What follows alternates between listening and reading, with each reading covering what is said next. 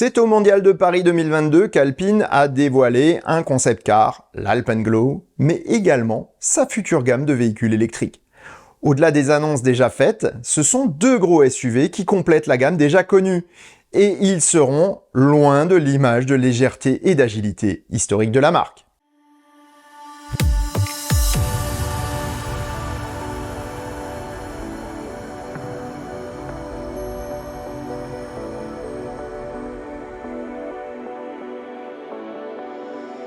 Si ça te plaît, mets un pouce vers le haut et commente. Si ça te plaît beaucoup, abonne-toi.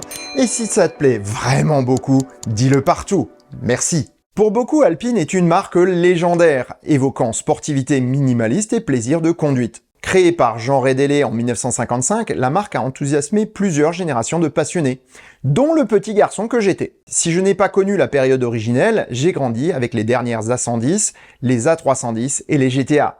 Championne du monde des rallyes en 1973, victorieuse au Mans en 1978, Alpine a peu à peu disparu au profit du département Renault Sport du constructeur français. Les Clio RS et Formule 1 de la marque aux losanges doivent pourtant beaucoup à la petite firme de Dieppe en collaboration avec le motoriste Gordini.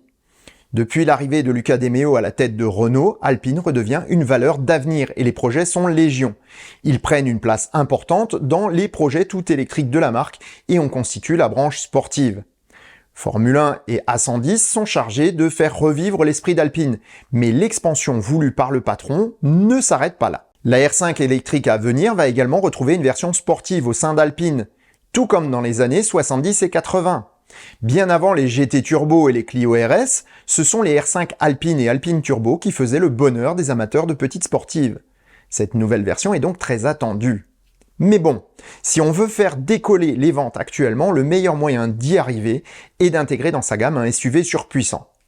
Même pour une marque sportive.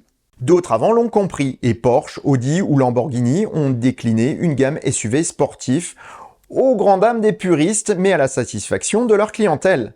Ce n'est pas un, mais 3 SUV qu'Alpine a prévu de mettre à son catalogue. Le premier sera compact, du gabarit de la Mégane E-Tech, et reprendra d'ailleurs la plateforme de celle-ci. Le second, plus gros, viendra concurrencer la Tesla Model Y. Sa plateforme sera probablement issue du Nissan Ariya, mais avec 2 moteurs. Or, celui-ci dépasse déjà allègrement les 2 tonnes avec un seul moteur. Alors qu'en sera-t-il avec 2 ? On pourrait penser que c'est bien assez, mais Alpine ne s'arrêtera pas là.